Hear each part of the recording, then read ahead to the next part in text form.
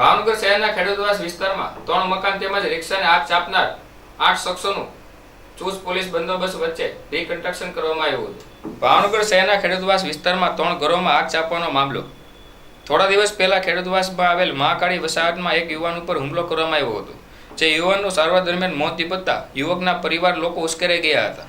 ઉશ્કેરેલા ટોળાએ આરોપીના 3 ઘરો પર પથ્થરમારો કરી જવલ નશીલ પ્રવાહી ફેંકી આગ ચાપી હતી। આ ઘટનામાં મૃતકના શાળા સહિત 12 થી વધુ લોકો સામે ઘોઘારોડ પોલીસ મથકમાં ફરિયાદ નોંધાઈ હતી।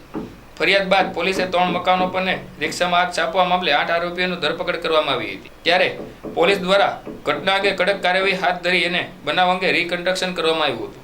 3 જેટલા મકાનો અને રિક્ષાને સળગાવવાના મામલે ઝડપાયેલા 8 ઇસમોને ઘટના સ્થળે લાવવામાં આવ્યા હતા, જેમાં સિટી ડીવાયએસપી સહિત ઘોઘારોડ પોલીસ મથકમાં પીઆઈ સહિતના જોડાયા હતા। બગાડવાનો પ્રયત્ન કરવામાં આવી રહ્યો છે તે આરોપીની હવે ખેર નથી। અત્યારે જે આ તમામ ઇસમો છે તેનું રિકન્સ્ટ્રક્શન કરાવીને પંચનામું કરવામાં આવી રહ્યું છે।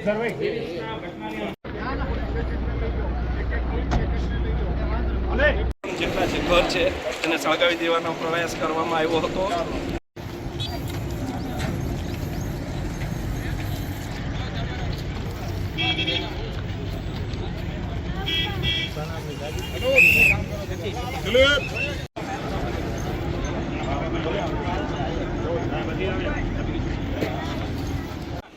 મકાનોની અંદર નાખવામાં આવી હતી અને મકાન છે તેને સળગાવી દેવામાં આવ્યા હતા। આ એ ઇસમો છે કે તેને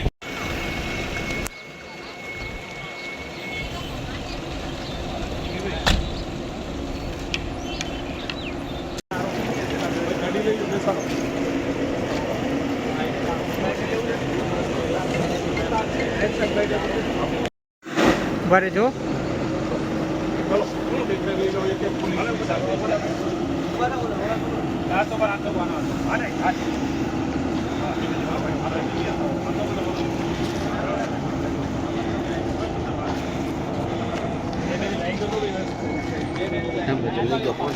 ગઈ 6 તારીખે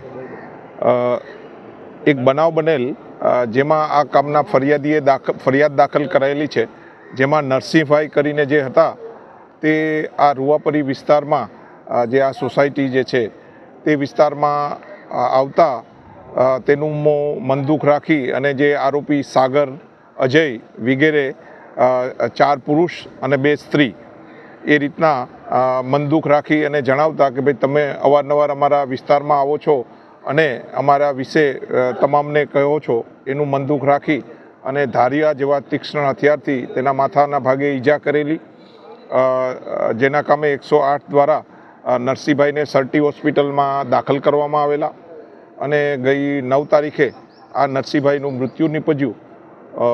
તેનું મનદુખ રાખી આ કામે જુદા જુદા 12 આરોપીઓ તથા બીજા અજાણ્યા ઈસમો એકસમ થઈ જુદા જુદા એક્ટિવા અને બીજા વાહનોમાં આવી અને જે આરોપીઓ જે આપણે નામદાર કોર્ટના હવાલે અને જેલમાં હોય, જેના ઘર ઉપર કોઈ હોય નહીં તેના માતા સિવાય, તે તમામને આગજંપી કરેલી અને આ આગજંપીનો બનાવ ખૂબ જ ગંભીર હોય, જેના કામે જુદા જુદા ટીમ બનાવી અને આ જે 8 આરોપીઓને પોલીસ દ્વારા અટક કરવામાં આવેલા અને તેનું આજે રિકન્સ્ટ્રક્શનના ભાગરૂપે તમામ આરોપીઓને અહીંયા લાવી અને તેનું રિકન્સ્ટ્રક્શન કરવામાં આવેલા છે।